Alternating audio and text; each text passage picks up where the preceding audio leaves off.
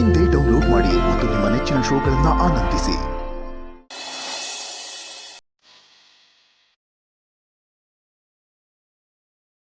ಸೊಸೆಯಂದು ತನ್ನ ಗಂಡನ ಪೂಜೆ ಮಾಡಾಯ್ತು. ಇನ್ನು ನಾನು ನಿಮ್ಮ ಪಾದ ಪೂಜೆ ಮಾಡೋದ್ರಿಂದ ಉಳಿದಿರೋದು. ಬನ್ನಿ ಕೂತ್ಕೊಳ್ಳಿ.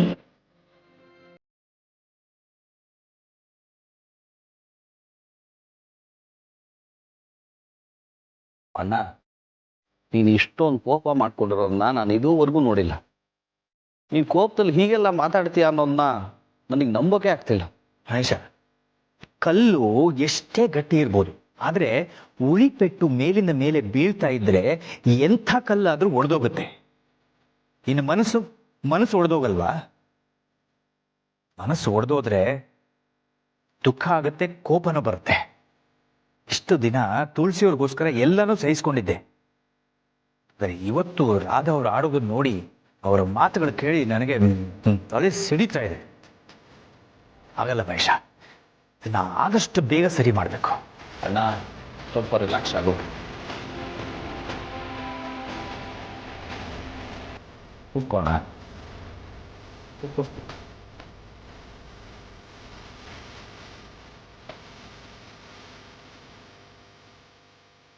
ನೀನು ಯಾವತ್ತೂ ಹೀಗೆ ರೇಗಾಡ್ದೋನಲ್ಲ, ಕೂಗಾಡ್ದೋನಲ್ಲ. ಅದಕ್ಕೆ ಮೇಲಿನ ಅತಿಯಾದ ಪ್ರೀತಿ ಇನ್ನು ಹೀಗೆಲ್ಲ ಆಡಿಸ್ತಾ ಇದೆ ಅಷ್ಟೆ. ಮಹೇಶ, ರಾಧಾ ಅವರು ಆ ರೀತಿ ಆಡಿದ್ದಕ್ಕೆ ನನಗೆ ಒಂದು ಕ್ಷಣ ಏನಾಯ್ತು ಅನ್ನೋದೇ ಗೊತ್ತಾಗ್ಲಿಲ್ಲ. ನಾನು ಆ ರೀತಿ ನಡ್ಕೊಂಡಿದ್ದಕ್ಕೆ ತುಳಸಿಯವ್ರಿಗೆ ಬೇಜಾರಾಗಿರ್ಬೋದಲ್ವಾ? ಪರವಾಗಿಲ್ಲ ಅಣ್ಣ, ಅದಕ್ಕೆ ಅರ್ಥ ಮಾಡ್ಕೋತಾರೆ. ರಾಧಾ ಅವ್ರಿಗೇನಾದ್ರೂ ಆಘಾತ ಆಯ್ತಾ? ಡಾಕ್ಟರು ಅವ್ರು ಯಾವುದೇ ವಿಷಯ ಹೇಳಿ ಶಾಕ್ ಕೊಡಬಾರ್ದು ಅಂತ ಹೇಳಿದರು. ಅದರಿಂದ ಅವರ ಪ್ರಾಣಕ್ಕೇ ಅಪಾಯ ಆಗ್ಬೋದು ಅಂತಲೂ ಹೇಳಿದರು.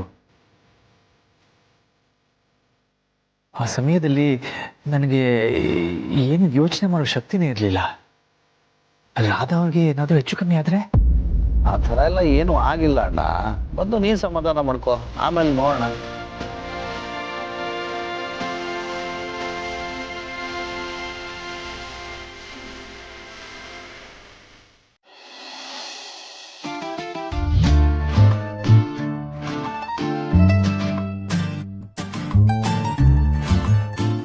ಅಪ್ಪ ಅಮ್ಮ ಒಬ್ರಿಗೊಬ್ರು ಮಾತಾಡ್ತಿಲ್ಲ, ಅವರಿಬ್ರು ಬೇಜಾರಾಗಿದ್ದಾರೆ.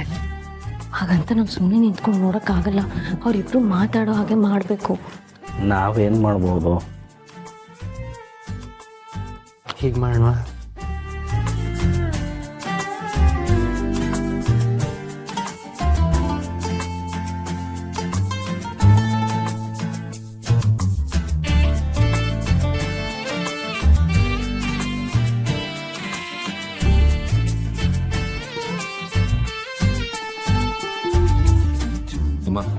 ಬನ್ನಿ ನನ್ನ ಜೊತೆ. ಅಪ್ಪ, ಸ್ವಲ್ಪ ಹೊತ್ತಿಗೂ ಮುಂಚೆ ನೀವೇ ಹೇಳ್ತಿದ್ರಿ, ಹೆಂಡತಿ ಎಷ್ಟೇ ಕೋಪ ಮಾಡಿಕೊಂಡ್ರು ನಾವೇನು ಯಾಕೆ ಅಂತ ಕೇಳದೆ ಕ್ಷಮೆ ಕೇಳಿಬಿಡ್ಬೇಕು ಅಂತ. ಈಗ ನಿಮ್ಮ ಸರ್ದಿ, ನಿಮ್ಮ ಹೆಂಡತಿನ ಹೇಗೆ ಹೊಲ್ಸ್ಕೊತೀರೋ ನೋಡೋಣ. ಬನ್ನಿ. ಈಗ ನಾನು ಎಲ್ಲಿಗೂ ಬರಲ್ಲ. ನಾನು ಸುಮ್ಮನೆ ಒಬ್ಬಳನ್ನೇ ಬಿಟ್ಬಿಡಿ. ಬರಲ್ಲ ಅಂದ್ರೆ ಬಿಡೋರ್ಯಾರು? ಸುಮ್ಮನೆ ಬನ್ನಿ ನನ್ನ ಜೊತೆ. ಬನ್ನಿಪ್ಪ.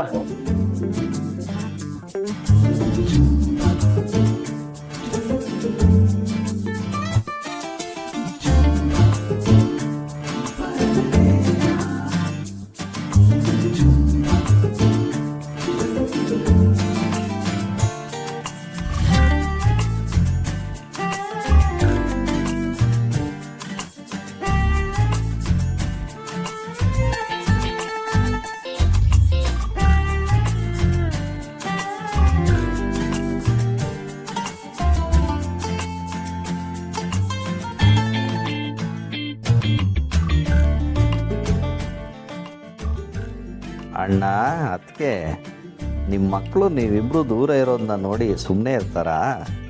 ಏನೋ ಒಂದು ಪ್ಲ್ಯಾನ್ ಮಾಡಿಕೊಂಡು ನಿಮ್ಮನ್ನು ಹತ್ರ ಸೇರಿಸ್ತಾರೆ. ಇದು ಬೇಕಾಗಿರೋದು. ಈಗ ಇವರಿಬ್ರು ಹೇಗೆ ಮಾತಾಡದೆ ಇರೋಕ್ಕೆ ಸಾಧ್ಯ ನಾನು ನೋಡ್ತೀನಿ.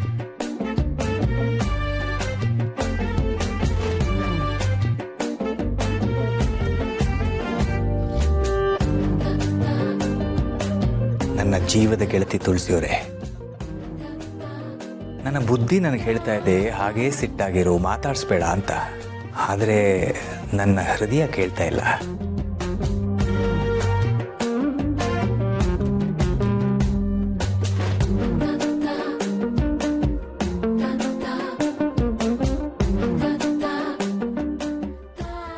ನಾನು ಒಂಟಿಯಾಗಿರುವಾಗ ನನ್ನ ಜೀವನಕ್ಕೆ ಕಾಲಿಟ್ಟೋರು ನೀವು.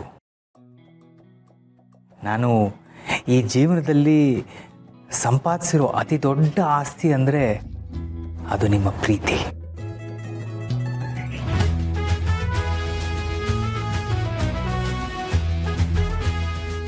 ತುಳಸಿಯವರೇ, ನೀವೇ ನನ್ನ ಪ್ರಪಂಚ.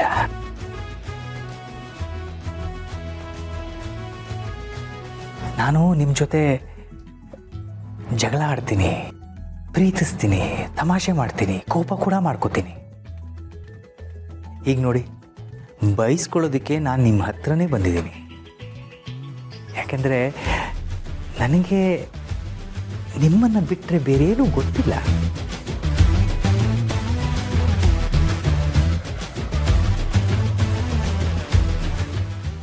ನಿಮ್ಮ ಮನಸ್ಸಿಗೆ ಸಮಾಧಾನ ಆಗೋವರೆಗೂ ಬೈದ್ಬಿಡಿ, ಆದರೆ ಮಾತಾಡಿಸದೇ ಇರಬೇಡಿ.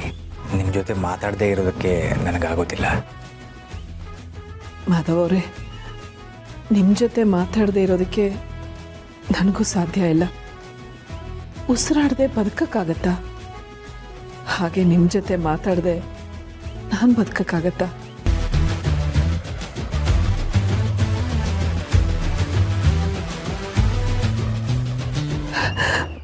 ಮನಸ್ಸಲ್ಲಿ ಎಷ್ಟೇ ಕೋಪ ಇದ್ರು ನಿಮ್ಮ ನಗು ಮುಖ ನೋಡ್ತಾ ಇದ್ದಾಗೆ ಕೋಪ ಎಲ್ಲ ಕರ್ಗೋಗುತ್ತೆ.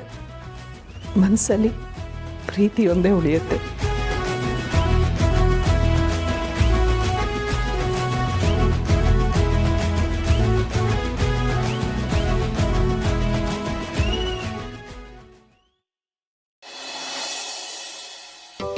ಅಭಿ, ನಿನ್ನ ಪ್ಲಾನ್ ವರ್ಕೌಟ್ ಆಯ್ತು. ದಯವಿಟ್ಟು ಕ್ಷಮಿಸಿ. ಇನ್ನು ಮೇಲೆ ನಿಮ್ಮ ಮನಸ್ಸಿಗೆ ಬೇಸರ ಆಗೋ ಹಾಗೆ ಯಾವತ್ತೂ ನಡ್ಕೊಳ್ಳೋದಿಲ್ಲ.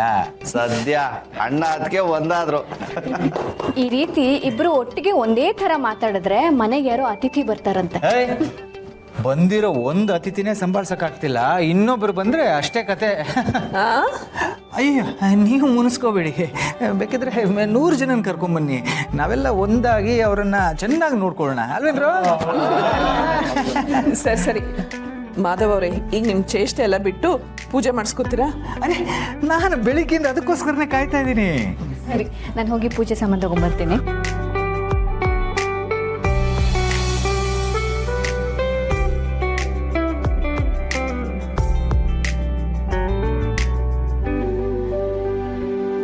ಶ್ರೀರಸ್ತು